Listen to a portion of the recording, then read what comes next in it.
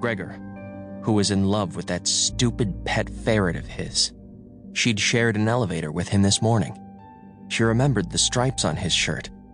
Otherwise, she'd have had no idea what to call the mess in the closet. She'd seen some fraction of the carnage before the cameras went down. Friends and colleagues and rivals cut down without remorse or favoritism. Their gutted remains sprawled across lab benches and workstations and toilet stalls. And with all those feeds running through the implants in her head, with all her access to all that ubiquitous surveillance, Sachi Tabar had not caught so much as a glimpse of the creatures who'd done this. Shadows at most, a flicker of darkness cast by some solitary stalker from a blind spot in the camera's eye. They'd done it all without ever being seen, without ever seeing each other. They'd always been kept isolated. For their own good, of course. Stick two vampires in the same room, and their own hardwired territoriality would put them at each other's throats in an instant. And yet, they were working together somehow. At least half a dozen, confined, incommunicado, acting in sudden, precise concert. They'd done it all without ever meeting face to face, and even at the height of the slaughter, in those last moments before the cameras died, they had remained invisible. The whole massacre had happened from the corner of Sachi's eye. How did they do it? How did they survive the angles? Someone else might have enjoyed the irony. She hid in a refuge for monsters, one of the few places in the whole damn building where they could open their eyes without risking a death sentence. Right angles were verboten here. This was where Achilles' heels were put to the test, a cross-free zone where geometry was precisely controlled and neurological leashes optimized. Elsewhere, civilized geometry threatened on all sides. Tabletops, window panes, a million intersections of appliance and architecture just waiting for the right viewpoint to send vampires into convulsions.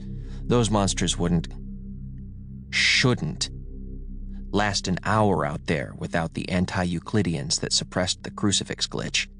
Only here, in the white womb, where poor, stupid Sachi Tabar had run when the lights went out, could they dare to open unprotected eyes. And now one of them was in here with her. She couldn't see it. Her own eyes were shut, squeezed tight against the butchery flash burned into her head. She heard no sound but the endless animal keening in her own throat. But something drank a little of the light falling on her face. The swirling red darkness inside her eyelids dimmed some infinitesimal, telltale fraction, and she knew. "Hello," it said. She opened her eyes. It was one of the females. Valerie, they'd named her, after some departmental chairman who'd retired the year before. Valerie the vampire. Valerie's eyes red-shifted the light and threw it back at her, blood-orange stars in a face flushed with aftermath. She towered over Sachi like an insectile statue, motionless, even her breathing imperceptible. Moments from death, and with nothing better to do, some subroutine in Sachi's head ticked off the morphometrics. Such inhumanly long limbs, the attenuate heat-dissipating allometry of a metabolic engine running hot.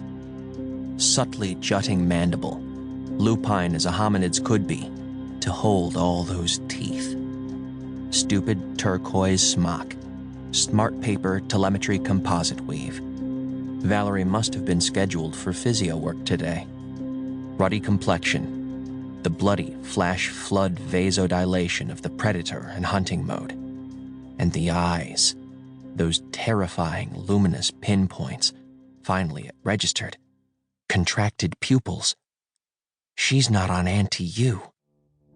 Suddenly, Sachi's cross was out. Last-ditch kill switch. The talisman everyone got on day one, along with their ID. Empirically tested, proven in the crunch, redeemed by science, after uncounted centuries spent slumming as a religious fetish. Sachi held it up with sudden, desperate bravado.